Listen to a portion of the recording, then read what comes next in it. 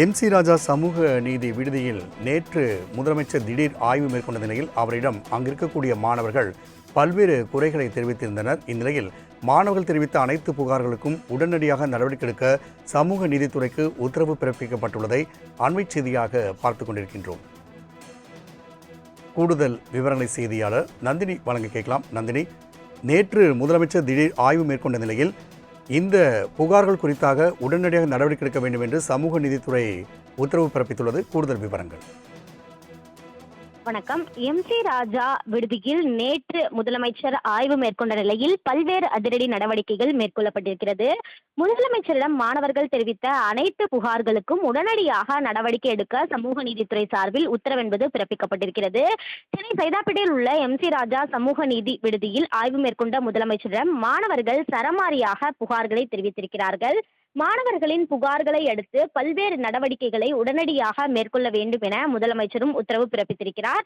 அந்த வகையில்தான் பார்த்தோம் என்றால், மாணவர்களின் புகாரை அடுத்து விடுதியில் வழங்கப்படக்கூடிய உணவு பட்டியலை உடனடியாக மாற்ற உத்தரவு என்பது பிறப்பிக்கப்பட்டிருக்கிறது.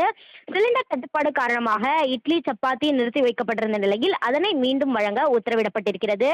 எம்.சி. ராஜா விடுதியில் கட்டி முடிக்கப்பட்டு திறக்காமல் இருந்த கைப்பந்து மைதானத்தை மாணவர்களின் பயன்பாட்டிற்கு திறக்க உத்தரவிடப்பட்டுள்ளது. விடுதியில் தங்கியிருந்து வெளியே பகுதி நேர பணிக்கு செல்லும் மாணவர்கள் இரவு 12 மணி வரை விடுதிக்குள் வர அனுமதி என்பது வழங்கப்பட்டிருக்கிறது. மாணவர்களுக்கு தரமான உணவு வழங்கப்படுவதை ஆய்வு செய்ய 2 பேர் நியமிக்கப்பட்டிருப்பதாக சமூக நீதித்துறை அதிகாரிகள் தரப்பில் தகவல் என்பது வெளியாகியிருக்கிறது.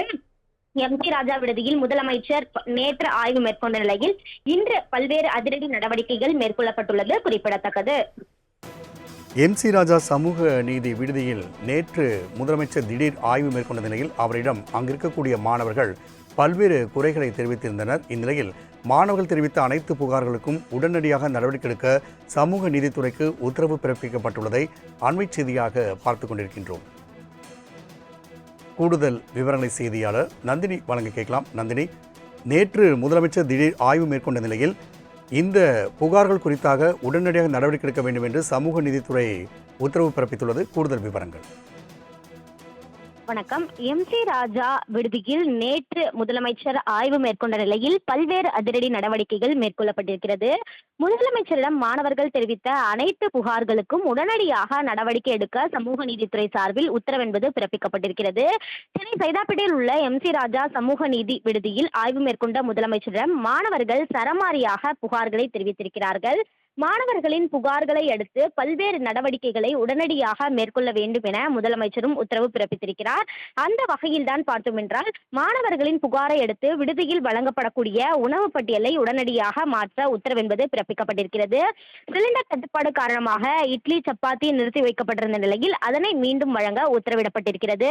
எம்.சி. ராஜா விடுதியில் கட்டி முடிக்கப்பட்டு திறக்காமல் இருந்த கைப்பந்து மைதானத்தை மாணவர்களின் பயன்பாட்டிற்கு திறக்க உத்தரவிடப்பட்டுள்ளது.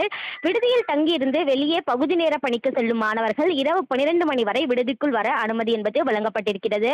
மாணவர்களுக்கு தரமான உணவு வழங்கப்படுவதை ஆய்வு செய்ய 2 பேர் நியமிக்கப்பட்டிருப்பதாக சமூக நீதித்துறை அதிகாரிகள் தரப்பில் தகவல் என்பது வெளியாகியிருக்கிறது. எம்.சி. ராஜா விடுதியில் முதலமைச்சர் நேற்று ஆய்வு மேற்கொண்ட நிலையில் இன்று பல்வேறு அதிரடி நடவடிக்கைகள் மேற்கொள்ளப்பட்டுள்ளது குறிப்பிடத்தக்கது. நந்தினி, தகவலுக்கு நன்றி.